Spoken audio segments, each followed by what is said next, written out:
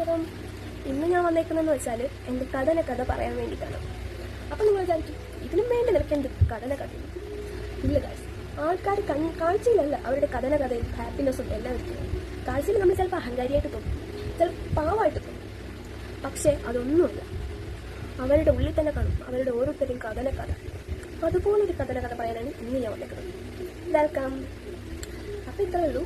എനിക്ക് യാതൊരു കണ്ടന്റും ഇല്ല, എനിക്ക് കണ്ടന്റേ ഇല്ല. ഒരു കണ്ടന്റ് പോലും ഓർക്കാനുള്ള ബുദ്ധി എനിക്ക് ദൈവം തന്നിട്ടില്ലല്ലോ എന്നാണ് ഞാൻ ആലോചിക്കുന്നത്.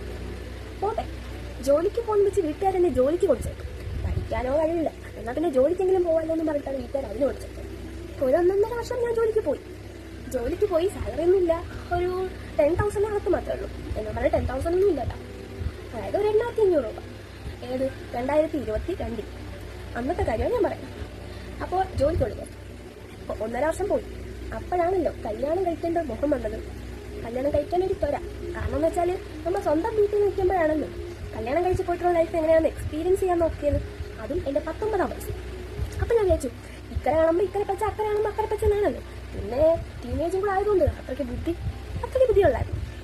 അങ്ങനെ കല്യാണം കഴിച്ചിട്ടോ അവിടുന്ന് ഒരു 1.5 വർഷം ജോലിക്ക് പോയില്ല. പിന്നെ ഞാൻ പറഞ്ഞു റെസ്റ്റൊക്കെ മതിയാക്കാം, ജോലിക്ക് പോകാമെന്ന് വിചാരിച്ചു പോയി. ഒരു 3-4 മാസം പോയി കാണും. പഴയ ജോലിക്ക് തന്നെയാണ് കേട്ടോ. 3-4 മാസം പോയി കാണും.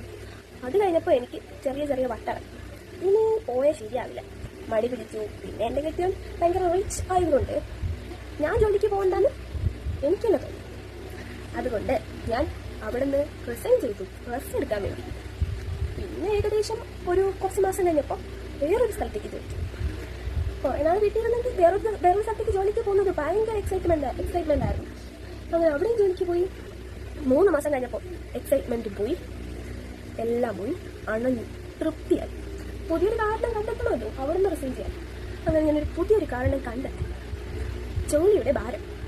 അതാണ്. അങ്ങനെ എൻ്റെ ഹസ്ബൻഡ് പറഞ്ഞു ജോലിയുടെ ഭാരമുണ്ട്, എനിക്ക് ഞാൻ അവിടെ നിന്ന് റിസൈൻ ചെയ്യണം. കുഴപ്പമില്ല, നിനക്ക് റിസൈൻ ചെയ്യാനാണ് ആഗ്രഹമെങ്കിൽ റിസൈൻ ചെയ്യണം. ആ വാക്ക് കേൾക്കാൻ ഞാൻ കാത്തിരുന്നു. ഞാൻ പോയി റിസൈൻ ചെയ്തു. 1 വർഷം കഴിഞ്ഞു. കല്യാണം കഴിഞ്ഞിട്ട് 3 വർഷം പോയത് അറിഞ്ഞില്ല. ഈ 3 വർഷം കൊണ്ടാണ് ഈ റിസൈനും ജോയിനും. അന്നൊക്കെ എൻ്റെ കയ്യിൽ ക്യാഷ് ഉള്ളതുകൊണ്ട് ഞാൻ അപ്പോഴപ്പോഴും കടയിൽ നിന്ന് ബിരിയാണി, ബ്രോസ്റ്റഡ് ചിക്കൻ എന്തൊക്കെയാണ് കഴിച്ചതെന്ന് എനിക്ക് തന്നെ അറിയില്ല. ആ കഴിപ്പ് കൊണ്ട് എനിക്ക് കിട്ടിയത് എന്താണെന്നാ നിങ്ങൾക്കറിയണ്ടേ? ഫാറ്റി ലിവർ എന്ന വൃത്തികെട്ട അസുഖം. അത് അസുഖമാണോ അതോ വേറെ എന്താണോന്നൊന്നും എനിക്കറിയില്ല, ഞാൻ ഡോക്ടറൊന്നുമല്ല. പക്ഷേ അത് ആദ്യം കേട്ടപ്പോൾ ഞാൻ വിചാരിച്ചു വലിയ എന്തോ മാരക രോഗമാണ്, ലിവറിൽ ഫാറ്റ് കയറിയിരിക്കുന്നു, ഞാൻ ചാവാൻ പോകുന്നു എന്നൊക്കെ ഞാൻ വിചാരിച്ചു. പിന്നെയാണ് അറിഞ്ഞത് തിന്ന് കൊഴുപ്പടിഞ്ഞ് കയറിയതാണെന്ന്. എക്സസൈസ് ചെയ്താൽ മതി ഡോക്ടർ പറഞ്ഞു. പിന്നെ എക്സസൈസ് ചെയ്യാൻ വർക്കൗട്ട് ചെയ്യാന്നൊക്കെ പറഞ്ഞിരുന്നപ്പോൾ അതാ വന്നിരിക്കുന്നു 3 വർഷത്തെ കാത്തിരിപ്പിനുള്ളിൽ എൻ്റെ വാവ എത്തിയില്ല. ഉണ്ടല്ലേ ഇപ്പോൾ 5 മാസം. ജോലിക്കും പോണ്ട, കുളിക്കും പോണ്ട, ഒരു പെൻഷൻ വേണ്ട. തിന്നുക, കുടിക്കുക, ഉറങ്ങുക, തോണ്ടുക.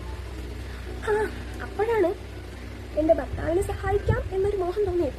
എല്ലാവരും യൂട്യൂബേഴ്സ് ആവുന്നു, എനിക്കെന്താ യൂട്യൂബർ ആയാൽ കുഴപ്പം എന്ന എൻ്റെ ഒരു വൃത്തികെട്ട ചിന്ത. അതിലേക്ക് കയറി യൂട്യൂബർ ആവാൻ എന്നെ തീരുമാനമെടുത്തു. എനിക്ക് കയറിയപ്പോഴാണ് ഞാൻ അറിയുന്നത് എന്നെക്കൊണ്ട് ഇതൊന്നും പറ്റത്തില്ല. അപ്പോഴാണ് എന്താണെന്ന് അറിയണ്ടേ, എൻ്റെ കയ്യിൽ ഒരു പുണ്ണാക്കുമില്ലെന്ന് ഞാൻ റിയലൈസ് ചെയ്തത്. അതായത് എനിക്കൊരു കണ്ടന്റും ഇല്ല. എല്ലാവരും പല കണ്ടന്റ്സ് ഉള്ളൂ. ഞാൻ എന്ത് കണ്ടന്റാണ് ഇടുന്നതെന്ന് എനിക്ക് തന്നെ അറിയില്ല. പിന്നെ അത്യാവശ്യം കളിയാക്കാനും പുച്ഛിക്കാനും അറിയാവുന്ന എൻ്റെ നാട്ടുകാരും വീട്ടുകാരും ഫ്രണ്ട്സും ഒക്കെ പുച്ഛിക്കുകയും ചെയ്തു. നോ പ്രോബ്ലം, ഇതുകൊണ്ടൊന്നും ഞാൻ തളരില്ല, ഇതുകൊണ്ടൊന്നും എന്നെ തളർത്താനും കഴിയില്ല. ഇതിൻ്റെ മുകളിൽ കിട്ടിയിട്ടുണ്ട്, എന്നിട്ട് ഞാൻ നന്നായിട്ടില്ല. പിന്നെയാണ് ഇതാണ് എൻ്റെ ഷോർട്ട് സ്റ്റോറി. നിങ്ങൾക്കും ചിലപ്പോൾ ഇതുപോലത്തെ സ്റ്റോറീസൊക്കെ കാണുമായിരിക്കും. ഇത് വെറും ചുരുക്കി പറഞ്ഞ സ്റ്റോറിയാണ് കേട്ടോ. ഇനിയും എൻ്റെ സക്സസ്സുകളും ഒരുപാട് കാര്യങ്ങളൊക്കെ നിങ്ങളുടെ കയ്യിലാണുള്ളത്. അതിന് നിങ്ങൾ എന്തായാലും എന്നെ സബ്സ്ക്രൈബ് ചെയ്ത് സപ്പോർട്ട് ചെയ്യുക. അപ്പോൾ ഇത്രയേ ഉള്ളൂ. ഇനിയും ഒരുപാട് ഷോർട്ട് സ്റ്റോറികളും ബിഗ് സ്റ്റോറികളും ഒക്കെ വരുന്നുണ്ട്. അതിനുവേണ്ടി നിങ്ങൾ സബ്സ്ക്രൈബ് ചെയ്യുക. ടാറ്റാ.